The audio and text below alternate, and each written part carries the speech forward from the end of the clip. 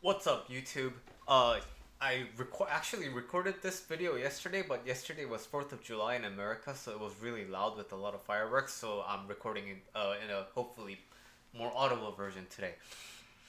This is a concept video, a deep dive into a concept. So the topics discussed here may not make immediate sense to you. If you're just getting into the world of life coaching or you just found me, a good intro to how I approach mental health and life problems can be found in the video that's gonna be linked here, or like down below. It's the series called Before You Start Therapy, and I think that is kind of like the best introduction to my material.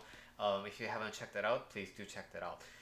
Today, the topic that we're gonna deep dive into is value, but this video aims to solve a very specific problem, and it wants to solve the problem of you feeling like nobody finds me valuable, or that's a more personal take on it. But if you are like a writer, or if you're an athlete, if you're an artist, whatever, your work, you want to sell it to somebody, right? But you may think that, what I do, it sucks so much. Therefore, nobody's gonna find it valuable. Am I doing the right thing? Like, because it looks worthless to me, right? So that kind of nobody kind of a thing is what I want to not only prove false, because the proving false part is really easy, but I want to really dissect it and make sure you understand that. Make sure you understand what this whole thing around value is. And this is my take on it. I don't know of anybody who explained the value system like I did. So if you feel like this is bullcrap, you're free to believe it, but this is my take on value, right?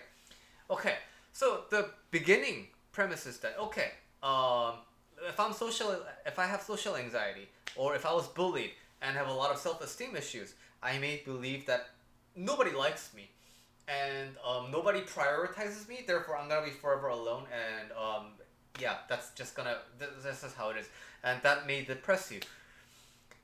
But the thing is, how can you prove that statement to be true? You can't, right? Because there's no way you're gonna meet everybody in the world. Because that's the thing that changes. New people are born today, people die today. At this moment, all stages of life is happening. Some people are entering puberty right now. Some people are becoming elderly right now. Some people are born right now. Some people are dying right now.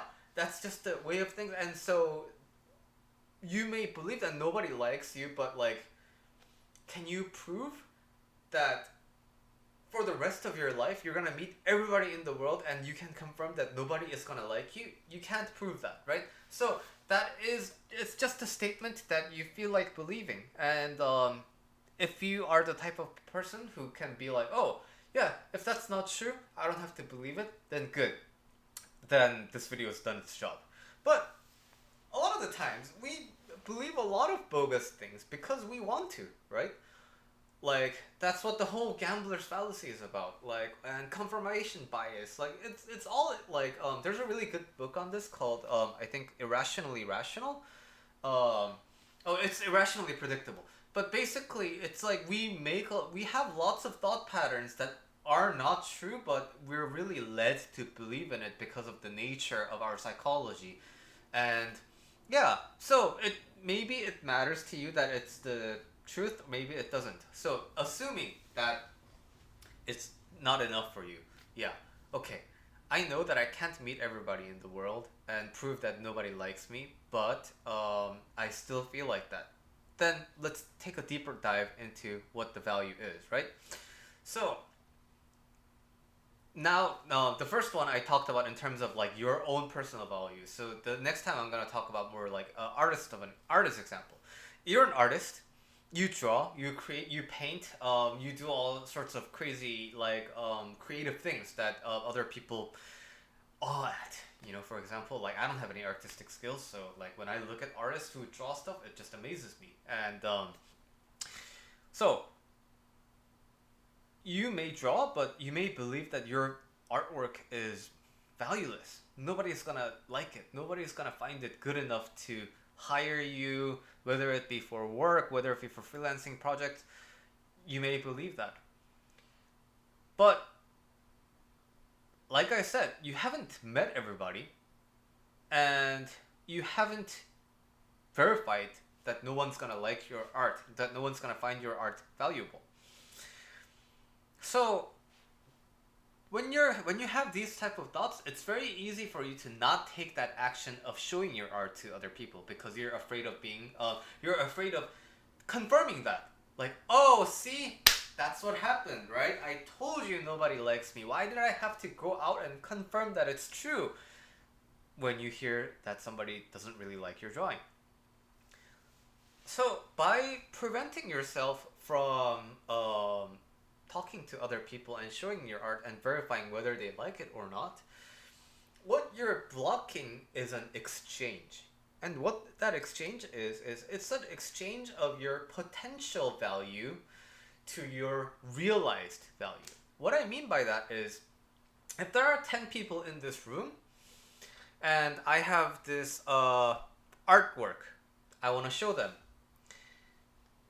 by not actually showing it to them, there's a possibility that all 10 of them will like it. There's a possibility that all 10 of them will hate it, right? But like, if in case everybody likes it, the potential value of my painting, my drawing, is 10, right? And that's a pretty big thing. But when I actually go out and show them, let's say 3 people like it, 7 don't, then my realized value is 3.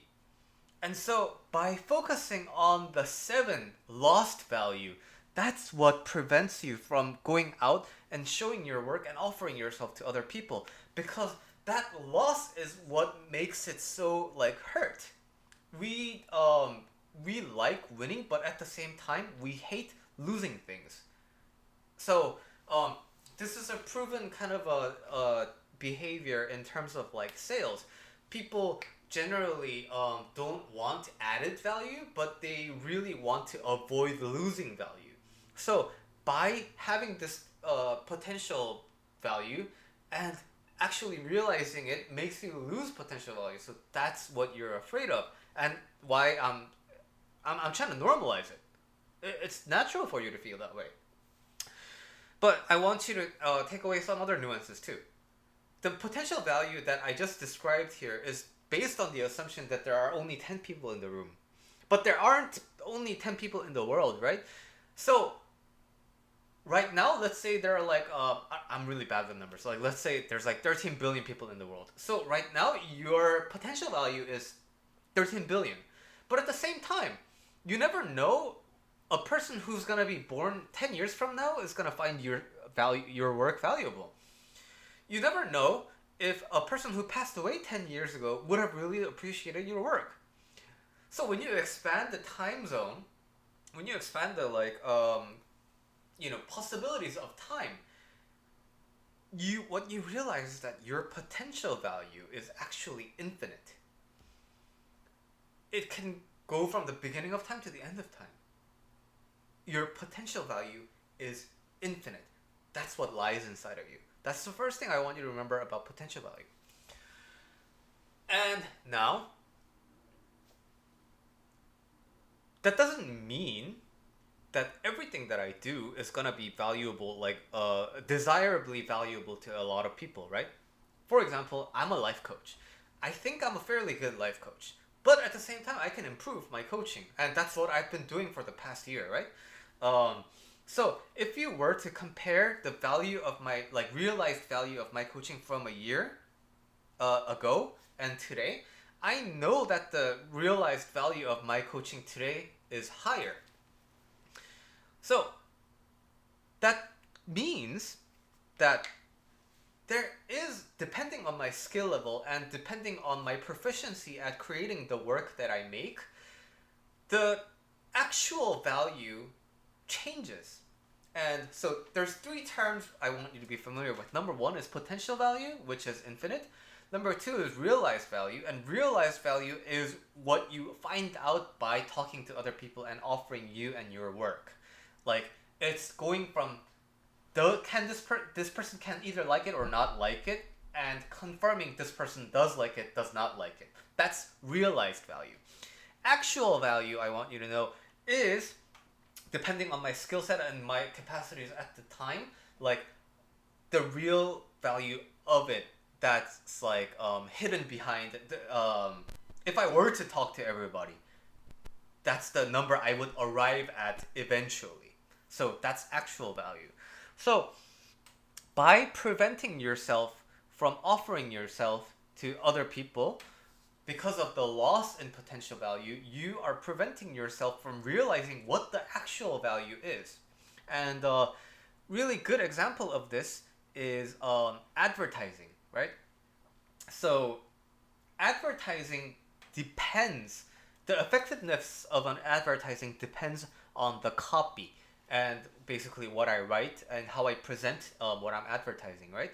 So let's say I make a really bland post about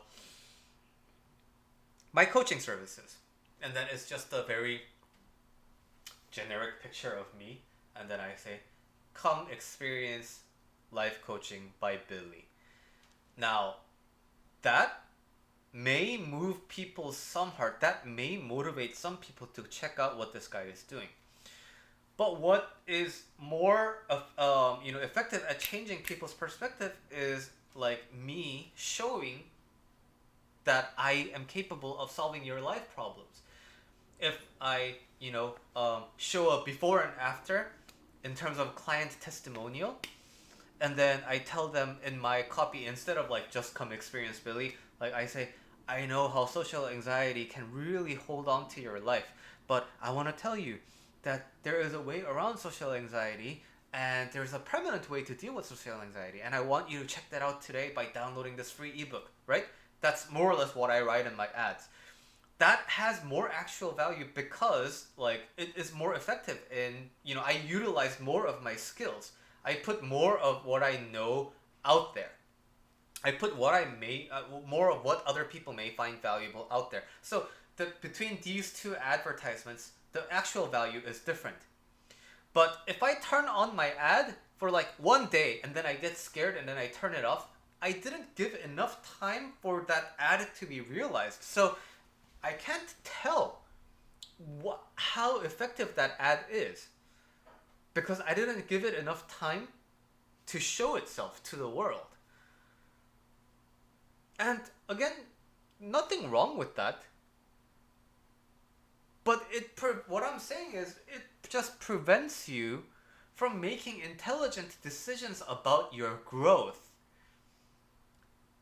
Because you probably have this desire to be really valuable to other people. You have this desire for what you do to be valuable to other people. And we're social animals, and we find a lot of value in we find a lot of joy and meaning in providing value for others. So I want you to go out and I want you to offer yourself and your work out there so that you can be more accurate about, yes, this is the actual value, and it's my realized value. I let it run for a long time. I showed myself I have a pretty accurate analysis of what I want to improve on the next iteration of this. So that is how I want you to approach your value as a human being and your work and the value it provides to other people. And why that is important is when you realize value, when you convert from potential value to realized value, yes, there can be a lot of heartache when other people don't like your work, when other people don't find you attractive. But at the same time, on the flip side of that is, when other people do find you attractive, it means so much. It's gonna hype you up so much. And if you know my action formula, you know that hype is kind of the superhero in the equation. With enough hype, you can do anything. With enough hype, perfectionism, shame, you can have all of that. You're gonna still do things because hype is really that important. And realized value is the currency for hype and therefore action. The more you practice converting your potential value to realized value, the more the easier it'll become to continue going and showing yourself into the world.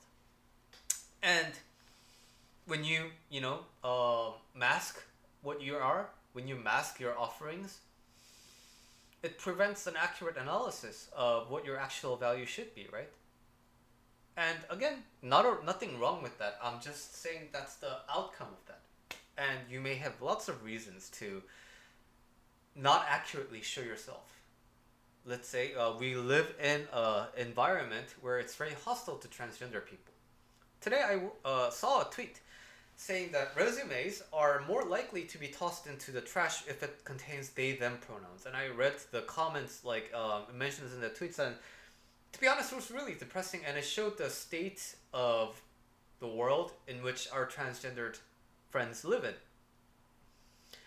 So, of course, I feel you. If you are in that boat, you're right to feel scared. You're right to not offer yourself. But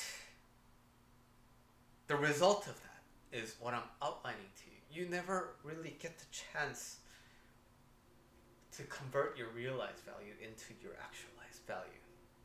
And I think that's meaningful. I think your value is meaningful. That's why I'm encouraging you in this video. And I forgot to talk about this in the first step, but what is value? A lot of people think when it comes to like talking about value, people think it's all about money, right? But interpersonal relationships is not really about money, right? So if a friend finds me valuable enough to say that they're my best friend, like, do they pay me $1 million? No, right? But in terms of my work, it's an economic exchange. But economic exchange is also kind of like a random variable, I think, because a person is willing to pay thousands of dollars for my coaching. At the same time, another person is willing to pay $0. Another person is willing to pay $5. So I don't think for personal offerings, the financial value isn't the only metric of value, because that's abstract. That's up to the other person who's gonna pay. For like in the grand scheme of macroeconomics, I think it makes sense. Like, supply demand, where it meets is the blah blah blah. You understand, right? But for personal things, I want you to think of value as, did this person's internal state shift because of my existence? So, for example, I don't play golf. I have no interest in golf. I don't know what good golf is. I don't know what bad golf is. So I know that Tiger Woods is supposed to be a very good golf player. But when I look at him, it doesn't do anything for me. Doesn't mean that Tiger Woods is a bad golf player. It just means that doesn't mean anything to me. So in that sense, Tiger Woods has no value to me. Again, not saying Tiger Woods is a bad golf player. He's a legendary sports person. But to me, it doesn't have that value. So this teaches you one thing, right? Just because other people don't find you valuable, it doesn't mean anything. Like, it doesn't mean objective truth is that, like, you suck. And there's like a very niche hobby that other people do, and to them, like, let's say, for example, I'm not taking digs at woodworking, but like, let's say some craftsmen who have really good details on a certain polish of wood or whatever, and then you might find that really valuable, right? For you, that's value. So because of my existence and because of the existence of my work, if it affected somebody, whether it be negative or positive, because negative reactions also tell you, like, there's a reaction to it, right? And it caused an internal shift. So that I would count as realized value. So all in all, value is, I think, whether you or not you cause a shift in another person's inner mind, Uh, you have potential value, which is infinite. You have realized value, which is what happens when you offer yourself and your work to other people. You convert from potential to realize. And then the actual value is depending on your skill and capacities, like the actual number that eventually you will come close to when you continue converting potential to realized value. And people are afraid of converting to realized value because they are focused on the loss of potential value. But by preventing yourself from reaching your actual value, you cannot make informed decisions about your intentional growth. Is the summary of this video. Okay, and I spent a little bit of time talking about the action formula, and again, like offering yourself into the world and making things is all part of action. I want you to be I want you to be streaming action out of your body without effort. I don't want you to have discipline. I just want you to flow out action out of your body like automatically. And what's the best way to do that? I think attending my upcoming seminar on the action formula. It's gonna be live streamed on YouTube on July 20th at 8 p.m. Pacific time, and the recording is gonna be there. So I hope you really find it useful. All right. If you found this good material, please subscribe. Talk to me, like the video, comment, and it helps the channel grow so that it can reach my free material and my accessible material. It can reach more people in their time of need. And as a reminder, life coaching with me, always free. So if you are in need of a personal coach, shoot me an email at billy@julylifecoach.com. All the links are down in the below in the description section. Alright, thanks for tuning in today again, and this is a long video, and I appreciate you for spending 20 minutes with me. See you in the next video.